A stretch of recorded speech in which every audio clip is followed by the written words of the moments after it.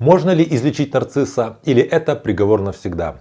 Сегодня мы с вами разберемся с тем, что реально помогает человеку с нарциссическими чертами, а что нет.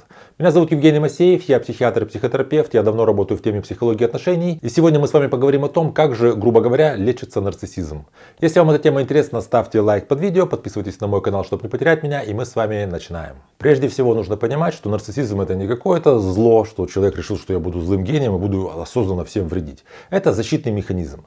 Как правило, человек, у которого развились нарциссические черты, он в детстве переживает определенный опыт, причем очень важно, что этот опыт должен наложиться на внутренние, такие генетически детерминированные характерологические особенности личностной черты. То есть тут вот какая штука получается.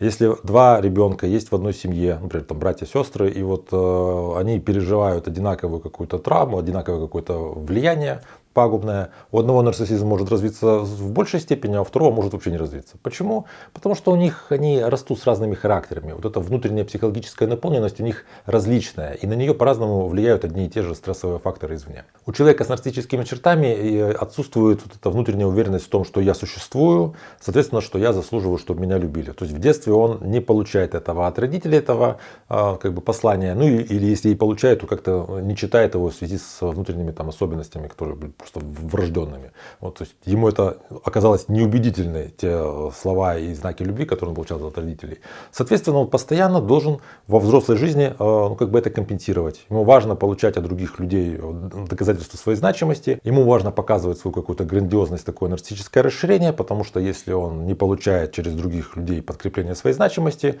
он по умолчанию сразу скатывается в это нарциссическое ничтожество. То есть, грубо говоря, нужно понимать, что все поведение человека с нарциссическими чертами направлено на постоянную компенсацию своей вот этой внутренней неуверенности, которая в отношениях может проявляться разрушительно, то что человек не интересуется отношениями, не интересуется тобой, он интересуется только собой, потому что для него это жизненно важно. Второй важный момент это, что при нарциссизме эффективна только долгосрочная психотерапия.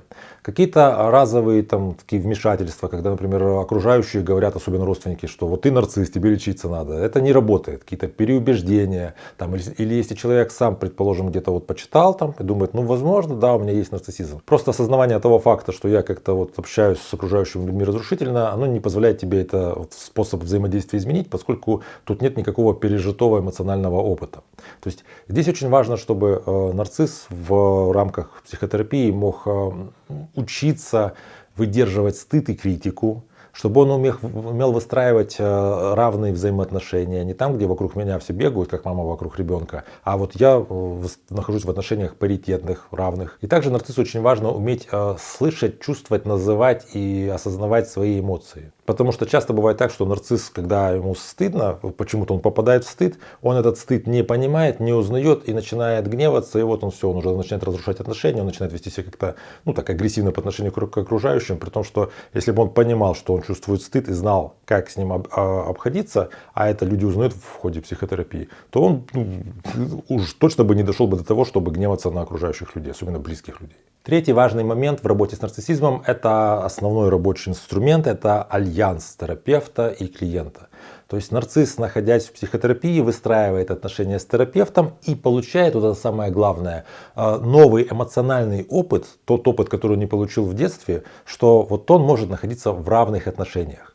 Терапевт его не идеализирует, но и не обесценивает. Терапевт его принимает, но не подчиняется его каким-то манипуляциям. Терапевт может в какой-то ситуации отказать нарциссу, но нарцисс при этом не разрушается, потому что они все это обговаривают. Это все происходит в такой контролируемой, безопасной обстановке. И нарцисс понимает, что он может находиться в ситуации, когда он может испытывать очень разный спектр эмоций, в том числе и стыд, и вину, и не разрушаться, не сваливаться в этот стыд, не уходить в какие-то реакции такие более детские, как агрессия, раздражение какая-то, не знаю, пассивная агрессия, когда нарцисс обиделся, куда-то исчез. То есть человек с нарциссическими чертами в ходе психотерапии научается выдерживать более зрелые какие-то эмоции и строить более зрелое взаимодействие. Ему уже не необходимо для того, чтобы получать нарциссический ресурс, манипулировать другим человеком, он может как-то сам опереться на себя. Потихонечку, это постепенно он научается этому. Четвертая важная вещь – это мотивация.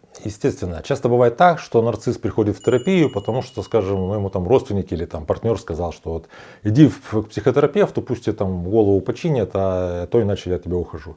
И вот нарцисс как бы приходит с такой формальной какой-то мотивацией, и, как правило, он тогда думает так: ну я, скажем, здесь вот условно там 10 сессий сюда похожу, что-то там произойдет, и пусть от меня все отвяжутся. И как только он себе ставит этот вот такой срок, что 10 сессий я сюда хожу, он в этот момент перестает вообще пытаться делать хоть что-либо. Он просто ждет, пока закончится это время. Ну там как-то формально он с терапевтом беседует, там ни о чем. Если же человек с нарциссическими чертами понимает, что ему нужны изменения, скажем, он уже не может жить так, как он живет, и ему важно как-то изменить что-то в себе, тогда он приходит в терапию, он, как правило, вот тут есть какая-то, чувствуется такая глубина, чувствуется, что ему тяжело. И в таком случае прогноз благоприятный. Причем вот что интересно, когда человек с нарциссическими чертами приходит в терапию, и у него есть такая истинная, действительная мотивация, то прогноз достаточно хороший именно благодаря тому, что вот эти вот нарциссические черты заставляют человека в терапии работать очень хорошо.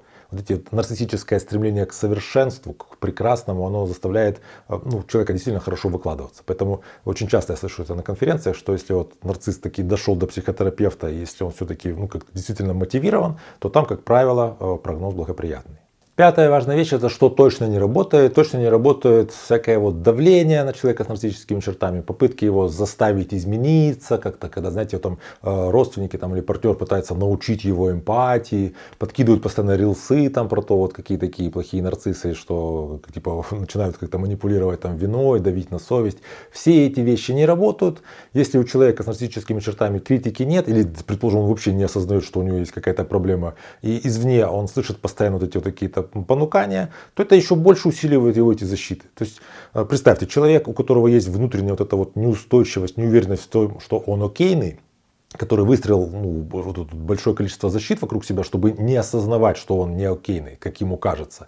Со стороны слышит, что вот ты как бы нехороший, ты не окейный, ты нарцисс, тебе там надо что-то поменяться, потому что ты плохо к окружающим относишься. Что здесь происходит? Он реактивно начинает еще больше выстраивать эти защиты, вести себя, еще более по-нарциссичному. Потому что все окружающие говорят ему, какой он не окей. Ну, конечно, он думает, я вам покажу, какой я не окей. Сейчас я, как не знаю, распущу свой хвост, как вообще достану как бы звезды с неба. То есть вот это вот давление, попытки, знаете, человека, который находится рядом с тобой с нарциссическими чертами, подточить под себя, это не приводит ни к какому результату. Я бы хотел привести одну такую цитату одного своего преподавателя, который когда-то сказал по этому поводу, что есть два заблуждения по поводу нарциссизма. Первое, что это типа не лечится и это приговор, а второе, что это можно там двумя какими-то консультациями или одним каким-то кодированием резко изменить. На самом деле нарциссизм — это определенный способ жизни человека, который в определенный момент жизни может ему оказаться неудобным, неэффективным. Когда человек понимает, что он разрушает свои близкие отношения,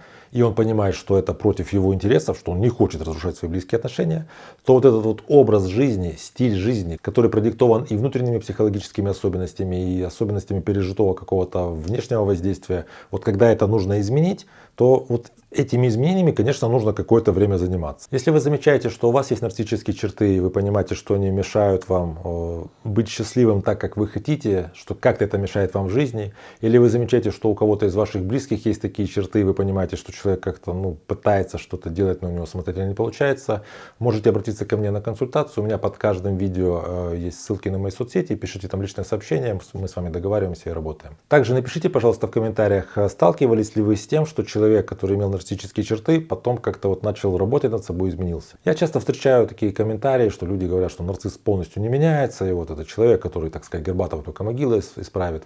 Мне было бы интересно знать ваш личный опыт, и если вдруг у кого-то был опыт, когда вы видели, как такой человек как-то менялся с возрастом, то я был бы вам благодарен, если вы поделились своим опытом. Если эта тема вам интересна, ставьте лайк по видео, подпишитесь на мой канал, чтобы не потерять меня, берегите себя и своих близких, и до встречи в следующих выпусках.